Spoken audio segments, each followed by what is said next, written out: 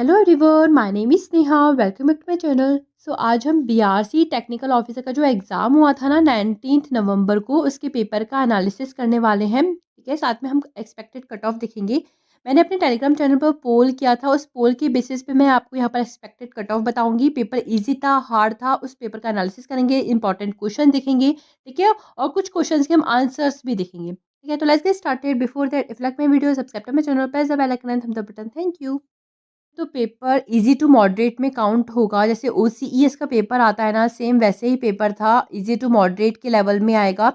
कुछ questions hard भी थे, कुछ क्वेश्चन इजी भी थे। ठीक है, जिसने इसको मैनेज कर लिया, क्वेश्चंस जो हार्ड क्वेश्चन थे उसको स्किप कर दिया और इजी क्वेश्चंस को सॉल्व किया है, तो उसके सेलेक्ट होने के चांसेस बढ़ जाएंगे। ठीक है, तो मॉडरेट पेपर मान सकते हैं या इजी टू मॉडरेट में इस पेपर को आप काउंट कर सकते हो। जो फिजिक्स का भी पेपर हुआ था 19 नवंबर को, उसकी बात कर रही हूँ मैं। तो हम स्टार्ट करते हैं। सबसे पहले क्वांटम मैकेनिक्स के कौन कौन से क्वेश्चंस आए थे। फर्स्ट क्वेश्चन देखते हैं। देखो, जितने भी ये क्वेश्चंस होंगे ना, ये क्वेश्चंस मुझे ना मेल किए थे स्टूडेंट ने, उस बेसिस पे यहाँ पर इसका एनालिसिस कर रही हूँ। तो बॉर्न अप्रॉक्सीमेशन की वैलिडिटी से क्वेश्चंस आए थे।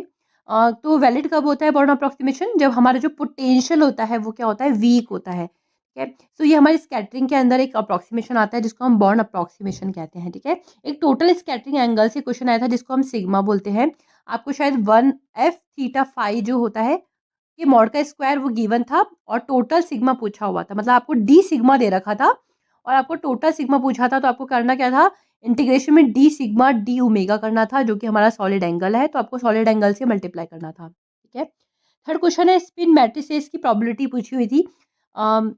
आपको एक फंक्शन दे रखा था और इस तरह से फंक्शन था और मैंने स्पिन मैट्रिसेस पे काफ़ी आपको क्वेश्चंस करवाए। सेम वैसे ही एक प्रोबेबिलिटी से क्वेश्चन आया था। ठीक है, यहाँ पर आपको आयोटा के फॉर्म में कोई फंक्शन गिवन था और आपको इसकी प्रोबेबिलिटी पूछी हुई थी। ठीक है, फोर्थ क्वेश्चन कम्यूटेशन रिलेशन से क्वेश्चन आया था। यहाँ पर आपको एक यह हमारा जो ऑर्बिटल एंगुलर मोमेंटम होता है वो दे रखा था और ये मोमेंटम होता है वो दे रखा था और आपसे ये पूछा हुआ। तो जो हमारा एलेक्स होता है वो क्या होता है, वाई पी जेड माइनस का जेड पी वाई। और जब हम इसको पी वाई से मल्टीप्लाई करेंगे तो इसको इस तरह से सॉल्व करेंगे। ठीक है, तो ये तो कैंसिल ही हो जाएगा, पी वाई बस ये बचेगा। तो यहाँ पर आएगा iota H cross P Z. ठीक है, तो इस तरह से कुछ होगा, आप एक बार देख लेना। ठीक है, तो इस माइनस प्लस की जो भी आएगा, एक बार इसको देख लेना। क्वेश्चन मुझे एग्जैक्ट मुझे इस तरह से किसी ने बताया था, तो मैंने इसको इस तरह से सॉल्व किया। ठीक है, फिफ्थ क्वेश्चन है eigen vector of sigma Y. तो सिग्मा वाई का आइगन वेक्टर पूछा था, तो ये क्या है, हमारा एक पाउली मैट्रिसेस है। ठीक है, तो पाउली मैट्रिसेस में मैंने आपको बताया था आइगन वेक्टर हम डायरेक्ट ध्यान रखते हैं। तो सिग्मा एक्स के लिए जो आइगन वेक्टर होता है वो 1 1/2 होता है। ठीक है, और दूसरा होता है 1/√2 1 -1 होता है। सेम सिग्मा वाई के लिए होता है 1/√2 1 आयोटा और ये होता है 1/√1 माइनस आयोटा। और सिग्मा जेड के लिए जो आइगन वेक्टर होते हैं वो होते हैं 1 0 और 0 1। ठीक है, ये लैम्डा इक्वल्स टू 1 के लिए होते हैं और ये लैम्डा इक्वल्स टू -1 के लिए आइगन वेक्टर्स होते हैं। तो ये हमारे क्वांटम मैकेनिक्स के 5 क्वेश्चन मुझे अभी जितने बताए हैं वो मैंने आपको बता दिए यहाँ पर। तो ये क्वेश्चन आए थे। एटॉमिक एंड मॉलिक्यूलर फिजिक्स की बात करें तो हाइपर फाइन लाइन लेवल से क्वेश्चन आए थे। आपको हाइपर फाइन लेवल का क्वेश्चंस पूछा हुआ था इसमें। साथ में सेकंड क्वेश्चन आया था, कार्बन टर्म दे रखी थी और उसका एलएस कपलिंग पूछी हुई थी। तो कार्बन दे रखा था, तो कार्बन के लिए क्या होता है, 1s2 2s2 2p2 होता है। ठीक है, और ये हाफ फील्ड है, तो आपको ये ध्यान रखना है। 1 2 इस तरह से फील्ड है, तो ये हो जाएगा 1 0 -1। तो इसके लिए जो एल की वैल्यू होगी वो 1 होगी और एस की वैल्यू भी 1 होगी। तो इस तरह से आपको रखना है। पी 2s+1 कितना होता है, 3। तो इस तरह का आपको कोई टर्म दे रखी होगी तो वो पूछा हुआ था। ठीक है, और हाइपर फाइन लाइन से लेवल्स पूछे हुए थे। तो शायद आपको यहाँ पर न्यूक्लियर स्पिन दे रखा था और शायद एंगुलर मोमेंटम दे रखा था और वहाँ से हाइपर फाइन लेवल कितने लेवल्स पॉसिबल है वो पूछा हुआ था। ठीक है, तो इस तरह के क्वेश्चंस आपको टेक्निकल ऑफिसर्स में आते हैं। सेम ओसीएस में भी आपके यही क्वेश्चंस आते हैं।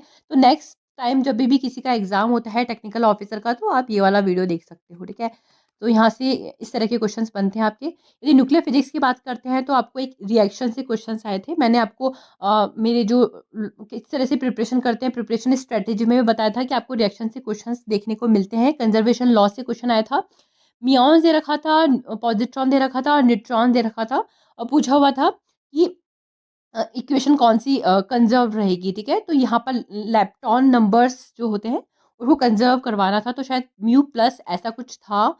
एक बार आप देख लेना, म्यू पॉज़िट्रॉन था, ठीक है? प्लस नियॉन्स थे। तो आपको इसको वो लैपटॉप नंबर को यहाँ पर कंज़र्व करवाना था। इस तरह की इक्वेशन आई थी। लैपटॉप नंबर से भी आ सकता है कंज़र्वेशन में नेक्स्ट टाइम, ठीक है? इस तरह के क्वेश्चंस आते हैं। या फिर आपको डे लेस कंज़र्वेशन पूछ सकता है, स्पिन इसमें कंज़र्व है या नहीं है। इस तरह के क्वेश्चंस यहाँ पर देखने को मिलते हैं। क्वांटम क्रोमोडायनामिक्स से क्वेश्चन आया था एक, ठीक है? वैसे तो ये न्यूक्लियर फिजिक्स में थोड़े एडवांस लेवल पे आता है, लेकिन इसमें पूछा हुआ था कि ये जो क्रोमोडायनेमिक्स है, ये किसको डिफाइन करता है। बेसिकली यहाँ पर जो हमारे एलिमेंट्री पार्टिकल्स हैं, उससे रिलेटेड ये टर्म होती है। वहाँ पर इंटरेक्शन जहाँ पर होता है, उसकी स्टडी करने के लिए हम ये वाले डायनेमिक्स का यूज़ करते हैं, ठीक है? टाइम कांस्टेंट्स, जो हमारे रेडियो एक्टिविटी में टाइम कांस्टेंट है, उससे क्वेश्चन आया था, ठीक है? तो एक बार देख लेना, वहाँ उसके फॉर्मूले भी बहुत ज़्यादा इंपॉर्टेंट होते हैं। टॉ होता है हमारा 0.693 अपॉन लैम्डा, और यहाँ पर जो ठीक है, ये टी हाफ हो गया, टॉ नहीं, ठीक है? टी हाफ हो गया 0.693 अपॉन लैम्डा, और टॉ हो गया हमारा 0.693, जो कि मीन टाइम होता है हमारा, वो हो गया अपॉन में लैम्डा, ठीक है? तो इस तरह के क्वेश्चन, या टी हाफ, एक बार एक कोई फॉर्मूला देख लेना आप, ठीक है? इस तरह के क्वेश्चन रेडियो एक्टिविटी में आते हैं। ए से क्वेश्चंस आते हैं, एन जो नंबर्स होते हैं, इससे भी क्वेश्चंस आ जाते हैं, ठीक है? तो ये वाले क्वेश्चन न्यूक्लियर फिजिक्स में काफ़ी इंपॉर्टेंट होते हैं। अब हम बात करते हैं सॉलिड स्टेट फिजिक्स में, ठीक है? यहाँ पर एक लैटिस पैरामीटर से क्वेश्चन आया था। बीसीसी का लैटिस पैरामीटर पूछा हुआ था। तो ऑब्वियस सी बात है, हमारा लैटिस पैरामीटर कैसे निकालते हैं? पहले आपको देखना होगा यहाँ पर एटम्स कहाँ पर है। एक तो यहाँ पर यदि मान के चलो, यहाँ पर कॉर्नर पे एक एटम होता है, और एक वो बॉडी के सेंटर में एक एटम होता है। तो इस तरह का एक हमारा एटम हो जाएगा। इसकी रेडियस हो जाएगी 2r।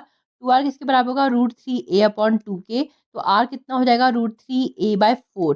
ये तो आपको याद होना ही चाहिए, लेकिन यहाँ पर पूछा हुआ था ए, तो आपको इसको इस तरह से लिखना था, ठीक है? तो यहाँ पर शायद आपको आर की वैल्यू गिवन थी, और यहाँ पर आपको ए पूछा हुआ था। बेसिकली लैटिस पैरामीटर होते हैं ए, तो ए पूछा हुआ था यहाँ पर बीसीसी के लिए। तो ए क्या होगा बीसीसी के लिए? ये होगा। तो इस तरह से इसको सॉल्व करना था। डिबाई थ्योरी पूछी हुई थी। सी और टी के बीच में रिलेशन पूछा हुआ था। ये स्पेसिफिक जो हीट होती है, उससे क्वेश्चन आया था। तो स्पेसिफिक जो हीट होती है, एक तो होती है लैटिस के लिए होती है, और एक इलेक्ट्रॉन के लिए होती है। तो लैटिस के लिए जो थ्योरी दी थी, वो डिबाई ने दी थी। उन्होंने बोला था जो हाई टेम्परेचर होता है, उसके लिए जो सीवी होता है वो कांस्टेंट होता है, 3r होता है। लेकिन जैसे जैसे आप टेम्परेचर बढ़ाते हो, तो जो वो सीवी होता है वो टी क्यूब के बराबर हो जाता है। तो ये हमारी डिबाई थ्योरी थी। इलेक्ट्रॉन की थ्योरी दी थी स्पेसिफिक हीट से रिलेटेड। ये हमारे डी से मुझे याद नहीं आ रहा नाम एक्चुअल में, तो ड्यूड मॉडल, सॉरी, है ना? ड्यूड थ्योरी दी थी एक ने, और एक सोमरफेल्ड थ्योरी थी, उसने ये वाली थ्योरी दी थी। इन्होंने क्या बताया था कि जो इलेक्ट्रॉन्स होते हैं वो गैस के फॉर्म में होते हैं, जबकि जो सोमरफेल्ड थे, उन्होंने बोला कि इलेक्ट्रॉन गैस के फॉर्म में तो होते हैं, लेकिन यहाँ पर उन्होंने 1D पोटेंशियल बॉक्स को यूज़ किया था अपने इस थ्योरी को सॉल्व करने के लिए। तो उन्होंने फर्मी लेवल को यूज़ किया था, फर्मी डिराक स्टैटिस्टिक को यूज़ किया था बेसिकली, ठीक है? और यहाँ पर जो उन्होंने सोमरफेल्ड ने जो वो फर्मी एनर्जी की वैल्यू जो बताई थी, वो थी n square pi square h² upon 2ma²। और यहाँ पर जो वेव फंक्शन था, बिल्कुल सेम हमारा जो 1D बॉक्स में होता है, वो सेम उन्होंने यहाँ पर बताया था। फर्मी डिराक जो स्टैटिस्टिक है, यहाँ पर उन्होंने उसको फॉलो किया था। साथ में यहाँ पर 0 पॉइंट एनर्जी भी उन्होंने बताई थी। डिग्री ऑफ फ्रीडम के बारे डेंसिटी ऑफ स्टेट के बारे में भी सोमरफेल्ड ने बताया था। तो इस तरह से आपको सॉलिड स्टेट फिजिक्स में पढ़ना होता है। यहाँ पर स्पेसिफिक हीट से रिलेटेड 2-3 थ्योरी है, वो पढ़नी होती है। तो यहाँ पर डिबाई थ्योरी से रिलेटेड क्वेश्चन आया था कि सी और टी में क्या रिलेशन होता है? तो सी और टी में रिलेशन होता है, सीवी इज प्रोपोर्शनल टू होता है टी की पावर क्यूब के। तो इस तरह का इसका आंसर होगा, ठीक है? क्लासिकल मैकेनिक्स से मैंने काफ़ी वीडियो बनाया, तो आप उससे देखते तो भी क्वेश्चन हो जाता। मैंने यहाँ पर जो फॉर्मूला शीट बताई थी अभी करंटली, उसमें भी ये वाला फॉर्मूला आपको बताया था। सेंट्रल फोर्स और स्मॉल जो आर होता है, उसके बीच में एक रिलेशन पूछा हुआ था। गिवन होता है, तो आर यदि इस तरह से गिवन होता है, ठीक है, या फिर आर कॉस के फॉर्म में गिवन होता है, तो फॉर्मूला क्या होता है? यहाँ पर एन होता है, तो फॉर्मूला होता है आर जो फोर्स होता है इनवर्सली प्रोपोर्शनल टू आर की पावर 2n+3 के। तो इससे रिलेटेड एक क्वेश्चन आया था, तो आपको वो सॉल्व करना था। डिग्री ऑफ फ्रीडम से क्वेश्चन आया था, एक एच गिवन था आपको, और वहाँ पर आपको पता होना चाहिए डिग्री ऑफ फ्रीडम कितनी है, तो वहाँ पर सी और आर के फॉर्म में आपको एक रिलेशन दिया था और उसको टिक करना था शायद, है ना? तो यहाँ पर आपको डिग्री ऑफ फ्रीडम निकालनी थी बेसिकली। अभी एक बार देख लेना, मुझे इसका क्वेश्चन याद नहीं है। एक स्लोप से क्वेश्चन आया था, हैमिल्टोनियन गिवन था और इसमें स्मॉल डी और स्मॉल डी क्यू पूछा हुआ था। तो आपको पता है हैमिल्टोनियन की इक्वेशन यहाँ पर यूज़ करनी होती है, del H upon del Q होता है, ठीक है? पी डॉट और क्यू डॉट होता है हमारा यहाँ पर del H upon del P, ठीक है? और ये बेसिकली क्या हो गया, डेल क्यू और डेल पी हो गया, इसको डिवाइड करना था और शायद स्लोप निकालना था। तो इस तरह का कोई क्वेश्चन था। अब हम बात करते हैं मैथमेटिकल फिजिक्स की। तो मैथमेटिकल फिजिक्स में सेकंड ऑर्डर डिफरेंशियल इक्वेशंस को जो हम सॉल्व करते हैं उससे क्वेश्चन आया था। इसमें पर्टिकुलर इंटीग्रल जो होता है CFPI उससे क्वेश्चन आए थे, ठीक है? तो जिस इस तरह का हमारी इक्वेशन होती है ना, P D Y by D X plus Q Y equals to B R, ठीक है? तो यहाँ पर जो आर होता है वो क्या क्या हो सकता है, ई की पावर ए एक्स हो सकता है, ई की पावर सॉरी साइन ए एक्स हो सकता है, कॉस ए एक्स हो सकता है, या फिर हमारा हो सकता है एक्स की पावर एन ई की पावर ए एक्स, ठीक है?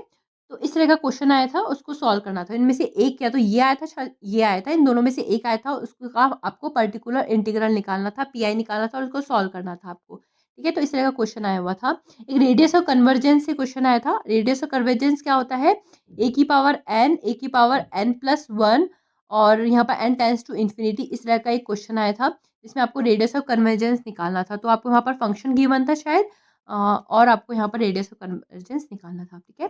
एक फूरियर सीरीज से क्वेश्चन आए थे, तो फूरियर सीरीज हमारा बीएससी का ही पार्ट हो गया, तो वहाँ पर आपको फूरियर सीरीज को सॉल्व करना था, ठीक है?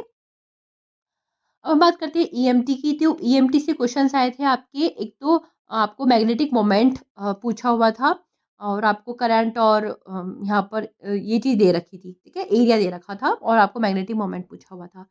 एक क्वेश्चन आया था आपके बाउंड्री कंडीशन से और आपको सरफेस चार्ज डेंसिटी दे रखा, तो बाउंड्री कंडीशन से देखो, बी में तो ऑब्वियस सी बात है, हमारे क्या होता है, आई होता है, सरफेस चार्ज डेंसिटी नहीं होती है, म्यू नॉट आई होता है। तो आपसे ये नहीं पूछा था, शायद आपसे ये पूछा होगा फिर तो, इलेक्ट्रिक फील्ड से रिलेटेड, ठीक है? तो इलेक्ट्रिक फील्ड क्या होता है, सिग्मा अपॉन एप्सिलॉन नॉट।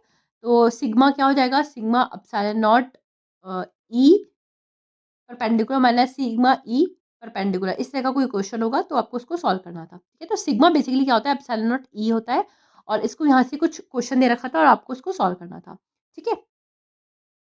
यदि हम इलेक्ट्रॉनिक्स की बात करते हैं तो आपके एम्पलीफायर से क्वेश्चन आया था, पूछा हुआ था एम्पलीफायर में क्या चीज़ ज़्यादा होती है, तो CMRR का जो रेशियो होता है वो ज़्यादा होता है, ठीक है? कॉमन मोड रिजेक्शन रेशियो यदि एम्पलीफायर का ज़्यादा होता है तो एम्पलीफायर अच्छा वर्क करता है। क्लॉक से क्वेश्चन आए थे, बाइनरी नंबर से क्वेश्चन आए थे और रेक्टिफायर से क्वेश्चन आए थे। तो ये आपके हमारे जैम का एक पोर्शन हो गया, इसमें हाफ वे और फुल वे रेक्टिफायर के बारे में आपको पूछा हुआ था, ठीक है?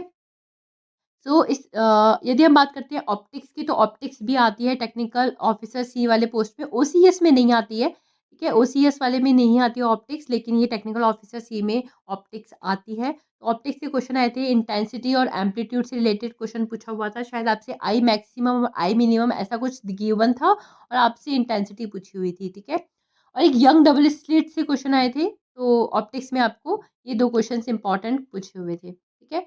अब हम बात करते हैं कट ऑफ की। तो ये जो कट ऑफ होने वाली है मेरे पोल के बेसिस पे होने वाली है। मैंने टेलीग्राम चैनल पे पोल किया था, उस बेसिस पे मैं आपको यहाँ पर कट ऑफ बताऊँगी। तो ये एक्सपेक्टेड कट ऑफ है। काफ़ी स्टूडेंट ने 40 प्लस भी अपना स्कोर बताया है, तो मैं इन बच्चों को टॉपर्स की कैटेगरी में काउंट कर रही हूँ। लेकिन यदि उनकी 90% भी एक्यूरेसी है, तो 3 टू 4 तो उनके तभी भी गलत हुए होंगे। तो यदि मैं नेगेटिव को काउंट करती हूँ, तो 35 प्लस उनका जो क्वेश्चन्स हैं, बिल्कुल सही से रहे हैं। ऐसे बच्चे जिनका 35 प्लस क्वेश्चन बिल्कुल सही हैं, वो अपनी इंटरव्यू की प्रिपरेशन स्टार्ट कर सकते हैं। ये बिल्कुल सेफ रहेंगे, ठीक है? और जिनके 35 प्लस क्वेश्चन जिन्होंने किए हैं और जिनके 3 टू 4 नेगेटिव रहे हैं, मतलब जिनका 30 प्लस क्वेश्चन बिल्कुल सही हैं, वो भी अपनी प्रिपरेशन स्टार्ट कर सकते हैं। देखो, ये डिपेंड करता है कि कितनी वैकेंसी है और कितने बच्चों को वो इंटरव्यू के लिए कॉल करते हैं। तो ये वाले बच्चे तो अपनी प्रिपरेशन स्टार्ट कर सकते हैं और ये वाले बच्चे भी अपनी प्रिपरेशन स्टार्ट कर सकते हैं, ठीक है? इसके बाद बचा हमारा 28 प्लस क्वेश्चंस वाले, ये अपने आप को डेंजर ज़ोन तो नहीं है, लेकिन हाँ, मे बी वो ज़्यादा बच्चों को कॉल करते हैं, तो 28 प्लस वाले स्टूडेंट्स भी अपनी प्रिपरेशन स्टार्ट कर सकते हैं। तो 28 से लेकर 35 प्लस जितने भी क्वेश्चंस हैं, जितने भी इस कैटेगरी के अंदर आते हैं स्टूडेंट्स, वो अपनी प्रिपरेशन स्टार्ट कर सकते हैं। क्योंकि यदि मैं अपने ओसीएस के स्कोर बताती हूँ 2018 का, तो मेरे 150 क्वेश्चंस 150 मार्क्स थे, ठीक है? और उस वक़्त मैंने शायद 50 प्लस क्वेश्चन सही किए थे, अराउंड इतने, और नेगेटिव भी थे। तो तो इस बेसिस पे यदि आपके 50% भी मार्क्स आ रहे हैं, 50% भी आपका स्कोर बन रहा है, तो अपनी प्रिपरेशन स्टार्ट कर सकते हैं, ठीक है? और ये जो क्वेश्चन्स थे मुझे मेल किए थे स्टूडेंट्स ने, उस बेसिस पे है। यदि और क्वेश्चन्स आते हैं तो आप मुझे मेल कर सकते हैं। मैं पार्ट 2 बना दूँगी इसका, ठीक है? That is it from my side. If you like my video, subscribe to my channel, press the bell icon and thumbs up button. Thank you.